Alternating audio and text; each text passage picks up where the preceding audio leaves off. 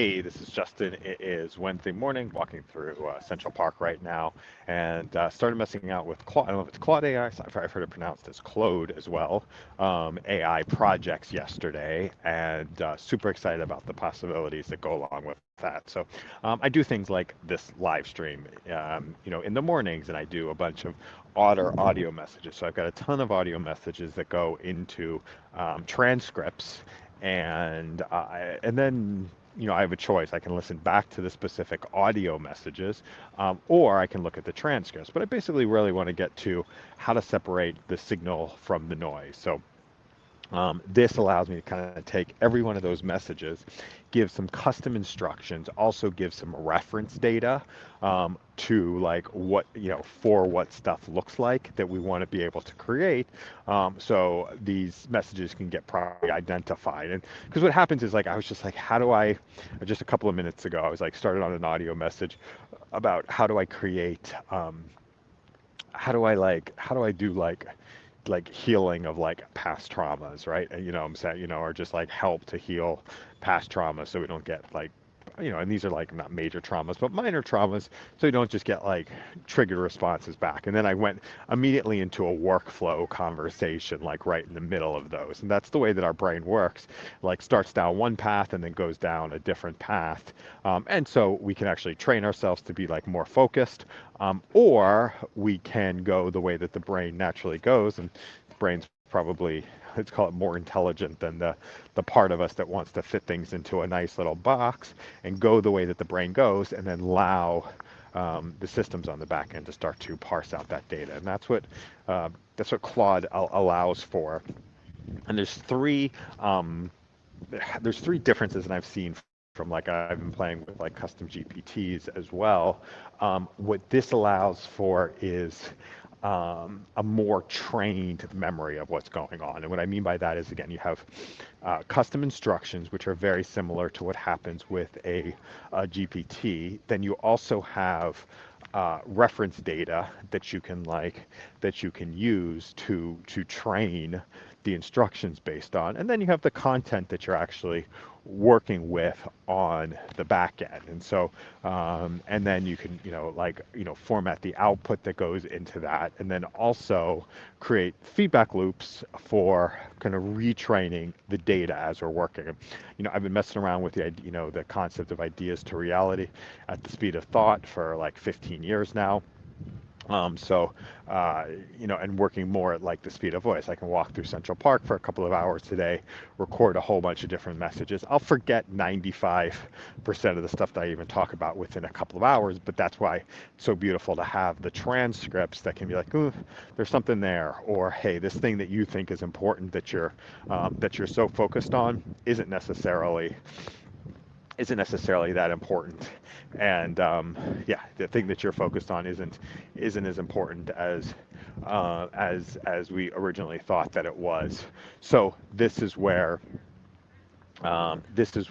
we can, use these transcripts and start to mine the transcripts. And there are tools like Otter.ai does a great job of starting to extract everything from like doing summarizations, everything from the transcript. But it doesn't necessarily, it thinks the way that it thinks. It doesn't necessarily um, think the way that supports structuring the output for me on the back end. And it also doesn't have, all of the training data that goes around, with it. So it's amazing to ask some like quick questions, almost like uh, Google like searches for the information that we have, but it doesn't allow for that structured output in the way that it works. It's like, hey, today I'm working on health stuff, so I want the output to be focused on the health stuff. Today I'm working on business stuff, right? And so we can um, have the workflows that kick off that can yeah, the workflows that kick off uh, that can start to put that information into um, into the meaningful place where it needs to go. The other piece that is in creating instructions and in creating that like two-dimensional structure, which is like lists, or creating those two-dimensional structures, then we can start to we also can start to define our own thinking, which is another important aspect of the work, right? We could start to be like, hey, this is what's important to us, and then we can start to identify our own values and really start to surface what happens when we're just kind of speaking unconsciously or speaking more from that tapped in subconscious. So I'm going to leave that one. I think I'm going to leave that one here for right now. Um, Typically like to go 10 minutes for each one of these, each one of these types of posts, and yeah, because the other piece that I will, yeah, I guess the other piece that I'll capture in this one is thinking about like the why behind doing all of this, all of this stuff, and there is.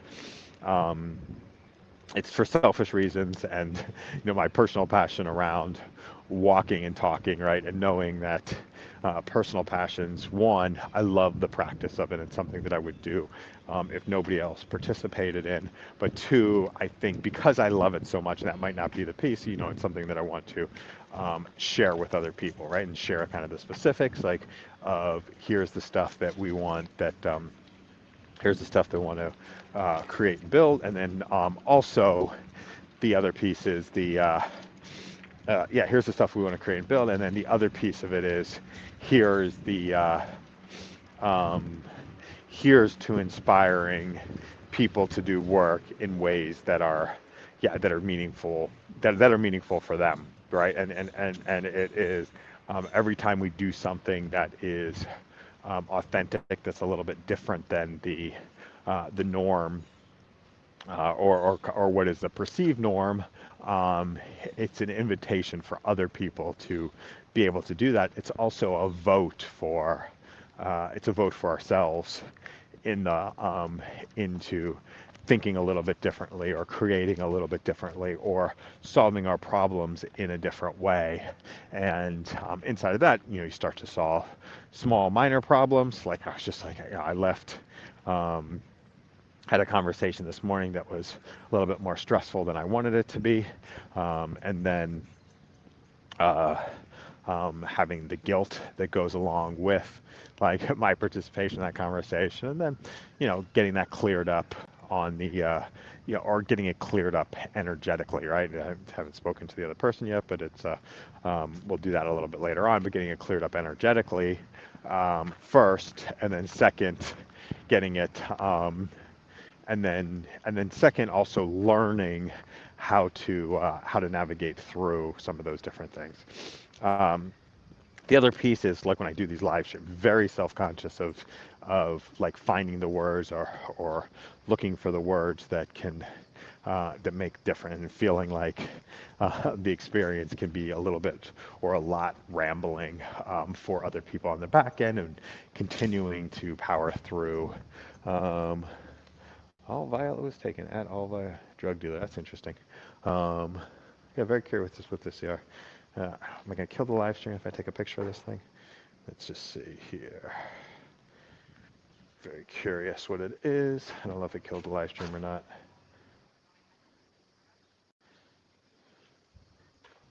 Yep, we're back. Okay, so I'm not sure what that did on the direct live stream, but love when people are posting the QR codes, and something it said drug dealer with a QR code and something at all something. So I'm guessing it's a little bit of marking piece for something that may or may not be interesting. So what do I want to say about that? Yes. So literally, like, to take this video, kind of break it down to its different components, break it down to its content, then break it down to also break it down to the lessons that are coming from it, and then if it is something that scores high, or scores positively based on like whatever criteria we start to put in it, it's like, hey, let's do more of that, right? Let's create more of that. Or but most likely there are some components that are great, and there's some components that are like, nah, this is a little bit more meh, and not necessarily so meaningful. So that's the other reason why I want to start working through working through the projects, right? Working through the projects, starting to get some of the output, getting more trained on training the data, so that that it gets the feedback, and then also the selfish reason is just wanted to do more input like this, just more walk and talk brainstorms like this as an input on the back end that leads to a more interesting output on the back end. So I'm going to leave that one here right now. Last thing I'm going to say is I'm crucially interested in doing this as like an interview show. Probably going to be doing, I did a walk and talk meetup yesterday, so probably, or just a walk meetup, not necessarily a talk meetup, but a walk meetup. That was an hour walk where people can get some steps, which that was interesting, and seeing more and more people creating walking conversations.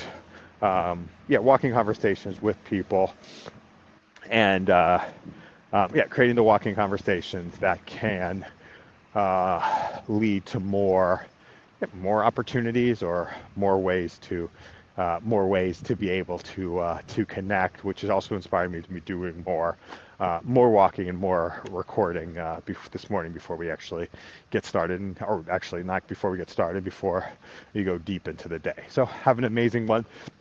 Thanks a lot for listening, and I'll speak soon.